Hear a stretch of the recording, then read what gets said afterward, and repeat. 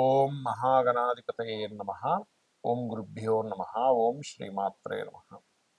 అరుణాం కరుణాతరంగితాక్షీం ధృతపాశాంకుశపుష్పబాణచాపాం అనిమాదిభిరావృతాం మయూకైః అహమిత్యేవ విభావయే భవానీం. శ్రీమాత్రే నమః. ప్రేక్షకులకి ఆ లలితాంబిక అమ్మవారి యొక్క అనుగ్రహం పరిపూర్ణంగా కలగాలని మనస్ఫూర్తిగా కోరుకుంటూ మనం ఈరోజు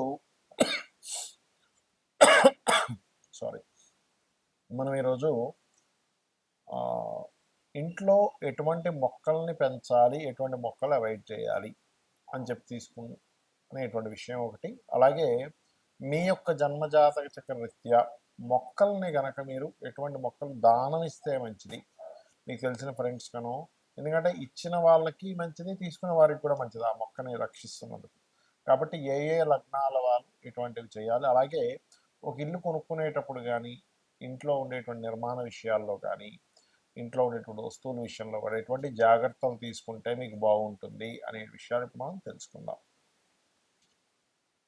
కన్యవారికి కనుక చూసుకున్నట్లయితే ఇక్కడ మీకు 6వ అధిపతి 5వ అధిపతి ఒక్కరే అవుతారు. కాబట్టి మీరు ఎటువంటి మొక్కల్ని ఇవ్వాలి, ఎటువంటి మొక్కల్ని తీసుకోవాలి, అంటే దానం ఇవ్వాలి, తీసుకొచ్చి ఇంట్లో పెంచుకోవాలని చెప్పి చూసుకున్నట్లయితే ప్రధానంగా ఇండోర్ ప్లాంట్స్. అయితే ఇక్కడ మీరు ప్లాంట్స్ పెంచుకునేటువంటి విషయంలో అందరికీ నేను చెప్పబోయేది ఒకటే, ఇంట్లో తూర్పు, ఆగ్నేయం లేదా దక్షిణం వైపు మాత్రమే మొక్కలు ఎక్కువగా పెంచండి.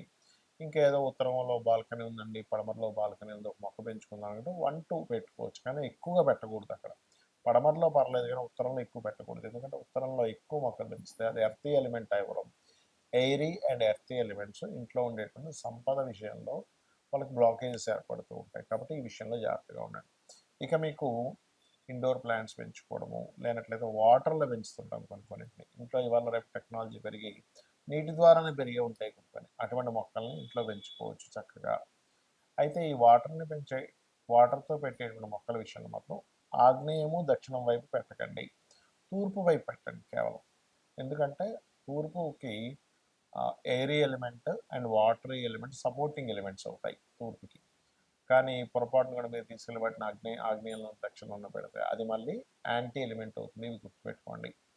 అలాగే మరింత ఎక్కువగా మీకు ఇబ్బంది అవుతుంది అంటే ఈ కర్మ సంబంధించిన విషయంలో మనం పూర్వజన్మ చేస్తున్న కర్మ వల్ల అప్పులు పాలు, గొడవలు, రహస్యమైనటువంటి కొన్నిసార్లు ఎలా ఉంటుందంటే శత్రువు ఉంటాడు కానీ రహస్యంగా ఉంటాడు, మనకు కనబడ్డ శత్రువు. అలా కనబడిన శత్రువుల నుంచి కూడా మీకు ఇబ్బంది అనేటువంటిది ఈ మొక్కలు ఇవ్వడం ద్వారా. అయితే మీకు ఎలాంటి మొక్కలు ఇవ్వాలి ఏంటి అంటే వాటర్లో పెరిగేటువంటి మొక్కలు కొన్ని ఉంటాయి, అటువంటి మొక్కల్ని మీరు దానంగా ఇవ్వచ్చు, ఇంట్లో పెంచుకోవచ్చు. కాకపోతే వారికి కూడా మీరు ఇవ్వవలసిన సూచన ఏమిటి అంటే తూర్పు భాగంలో, ఇంట్లో ఇండోర్ ప్లాంట్స్ అయితే కనుక తూర్పు భాగంలో పెంచుకోండి అని చెప్పండి, అన్ని విధాలా మీకు బాగుంటుంది. అయితే ఇక్కడ చాలామందికి మొక్కలు పెంచడం ద్వారా ఎందుకు కలగొచ్చు అనిపించవచ్చు. ఆయుర్వేదంలో చూడండి, మనం మొక్క నుంచి ఒక ఔషధాన్ని తీసుకోగానే మనకి హెల్త్ ఇష్యూస్ క్లియర్ అవుతున్నాయి, అవునా కదా. మొక్కల్లో కానివ్వండి, లేనట్లయితే మనకి వృక్షాల్లో కానివ్వండి, కొన్ని మనకి బిల్వ వృక్షం ఉంది, లేనట్లయితే మనకి ఈ రావి చెట్టు, ఈ తులసి చెట్టును అయితే మనం అమ్మవారిగా భావిస్తూ ఉంటాం. అంటే ఏంటి, మొక్కలలో మరియు వృక్షాల్లో కానివ్వండి, చెట్లలో కానివ్వండి కొంతమంది సిద్ధులు కూడా ఉంటారు అని చెప్తుంది శాస్త్రం. అంటే అవి ఏమీ ఎక్స్పెక్ట్ చేయకుండా కేవలం అది ఇవ్వడం వరకే చేస్తూ ఉంటాయి. అలాగే మరొక విషయం ఏంటంటే సర్వసాధారణంగా అందరూ కూడా ఇంట్లో పెంచుకునేటువంటి మొక్కల్లో పాలు గారేటువంటి మొక్కలు అసలు పెంచకూడదు, గుర్తుపెట్టుకోండి. పాలు ఇచ్చేటువంటి మొక్కలు అస్సలు పెంచకండి. అలాగే ముళ్ళు ఎక్కువగా ఉన్నవి, అంటే గులాబీ మొక్కలకి ఎక్కువ ముళ్ళు ఉంటాయి, ఇంకొన్ని మొక్కలు ఉన్నాయి అలాంటివి కూడా ముళ్ళు ఎక్కువగా ఉంటాయి. ఎక్కువగా ముళ్ళు ఉండేవి ఎక్కువగా పెంచకూడదు. అంటే ఒక మొక్క పర్లేదు, ఒక గులాబీ మొక్క పెంచుకున్నాము నో ప్రాబ్లం, కానీ అదే పనిగా మొత్తం గులాబీలో పెంచేసుకొని ఎందుకు వద్దంటారు, ఎందుకు పాల వద్దంటారు, ఎందుకు మొక్కలు మనకి ముళ్ళున్న వద్దంటారు అంటే చిన్నపిల్లలు ఉన్నారనుకోండి ఇంట్లో, అదేదో పువ్వు బాగుంది కదా దగ్గరికి వెళ్తాడు, ఏమవుతుంది అక్కడ ఆ ముళ్ళు వాళ్ళ చిన్నపిల్లలు గుచ్చుకోవడం జరుగుతుంది, చాలా పెయిన్ఫుల్. మనం అంటే భరించగలం, చిన్నపిల్లలు భరించలేరు. అలాగే పాలు గారేటి మొక్కల్లో ఒక్కోసారి గన్నేరు మొక్కలు ఉంటాయి, పొరపాటున అదేదో చిన్నపిల్లలు నిజంగా పాలను కొని తీసుకుని నోట్లో పెట్టుకుంటే ప్రమాదం. కాబట్టి పాలుండేవి పెంచుకోకూడదు.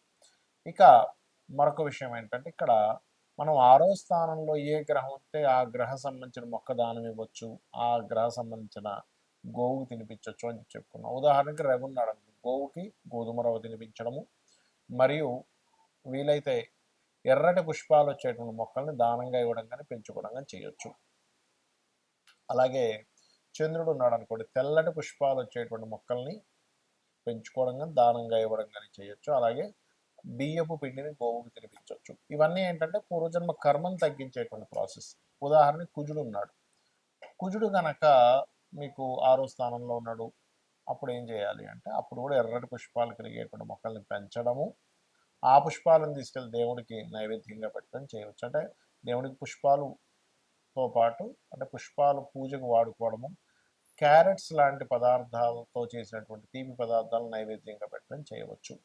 గోవులకు కూడా క్యారెట్స్ తినిపించవచ్చు. అదే ఒకవేళ బుధగ్రహ సంబంధించింది ఉంది, అప్పుడు బిల్వ పత్రము, బిల్వ సంబంధించినటువంటి పత్రాలు, బిల్వ చెట్లను పెంచుకోవడము, వాటిని దానంగా ఇవ్వడం. చూడండి కొంతమందికి అంటే దానం కిందకి రాదు, దానం అంటే మనం మంత్ర సహితంగా ఇచ్చేటువంటిది. అలా కాకుండా మనం వచ్చినటువంటి గెస్ట్లకి ఇస్తూ ఉంటాం సరదాగా, మీరు పెంచుకోండి మంచిదని. అది తీసుకున్న వాళ్ళకి మంచిదే, ఇచ్చిన వాళ్ళకి మంచిదే, గుర్తుపెట్టుకోండి. ఇప్పుడు దానం ఉందనుకోండి, ఉదాహరణకి పలానా దివాళీ దేవుడు బియ్యం దానంగా ఇవ్వండి, గోధుమలు ఇవ్వండి, నువ్వులు ఇవ్వండి అని చెప్తుంటాం. అదేంటంటే తీసుకున్న వాళ్ళు ఆ దోషాన్ని తీసుకొని మళ్ళీ గాయత్రి జపం చేసుకోవాలి. కానీ ఈ మొక్క విషయంలో అలా కాదు. వృక్షాలను మనం ఎంత రక్షిస్తూ ఉంటే అది వాతావరణాన్ని రక్షించడం ద్వారా, పర్యావరణాన్ని మనం తద్వారా మనం మంచి చేస్తున్నాం కాబట్టి ప్రకృతి మనకు మంచి చేస్తుంటుంది. ఎలా అంటే మనం చూడండి అంటుంటాం, ప్రకృతికి మనం ప్రకృతి మనకిస్తుంది, యూనివర్స్ మనకిస్తుంది అంటే యూనివర్స్ ఇవ్వడం అంటే ఏమీ లేదు. అక్కడ ఏంటంటే మీరు ప్రకృతికి మంచి చేసేటువంటి పని ఏదైతే చేస్తారో, మొక్కల్ని పెంచుకోవడం, మొక్కల్ని వేరే వాళ్ళకి ఇవ్వడం, తద్వారా ఆక్సిజన్ ఎప్పుడైతే పెరుగుతుందో సకల ప్రాణులకు ఆక్సిజన్ కావాలి బ్రతకాలంటే, తద్వారా మీకు మంచి ఇస్తుంది, మీకు ఉండేటువంటి దోషాలు తగ్గుతాయి. Because of natural 6th house అనేది బుధుడు యొక్క స్థానము. బుధుడు మొక్కలకు కారకుడు.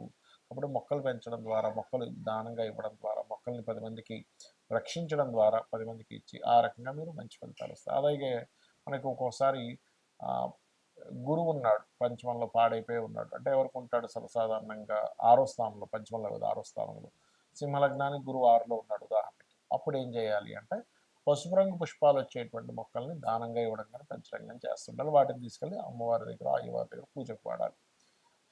మరి అలాగే శుక్రుడు తెలుపు రంగు, అందులో తెలుపు రంగు పుష్పం ఏదైనా అనుకోండి, మల్లెపూలు అనుకోండి, లేకపోతే తెల్ల మందారం అనుకోండి, ఇలాగ చేయొచ్చు. అదేవిధంగా గోవులకు కూడా కాస్త ఈ తీపి చపాతీలు తినిపిస్తే కూడా అప్పుల బాధలు తగ్గుతాయని చెప్తుంది. మరియు అప్పుల బాధలు మరింత ఎక్కువగా ఉండేటువంటి వారు ఓం అపర్ణాయే నమః అనే మంత్రాన్ని చేయొచ్చు.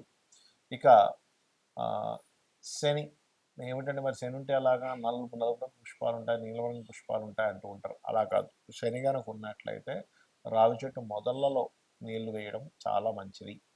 అలాగే నువ్వులు ఉన్నటువంటి, నువ్వులు పూసేటువంటి కొన్ని మొక్కలు లాంటివి అలాంటివి దానం ఇవ్వచ్చు. అలాంటివి మీరు పెంచుకొని వాటి ద్వారా కూడా మీరు అంటే వాటికి ప్రాణం పోస్తున్నారుగా అది. ఇక రాహు అనుకోండి, ఇక్కడ ఏంటంటే గుమ్మిడిపాదుని కనుక, గుమ్మిడిపాదు ఉంటుంది, గుమ్మిడిపాదుని కనుక పెంచగలిగితే చాలా మంచిది రాహు. కేతు అయితే ఏంటంటే చిక్కుడు పాదులు అల్లుకునేటువంటివి ఏవైతే ఉంటాయో మనకి పాదుల్లాగా ఉండేవి కూడా మనకి చేయొచ్చు. ఈ రకంగా మీరు ఈ యొక్క మొక్కల్ని పెంచడం ద్వారా, మరొకరికి ఇవ్వడం ద్వారా ఖచ్చితంగా మీ యొక్క జీవితంలో ప్రకృతి మీకు సహకరించి తీరుతుందో లేటువంటి సందేహం లేదు. శ్రీమాత్రే నమః.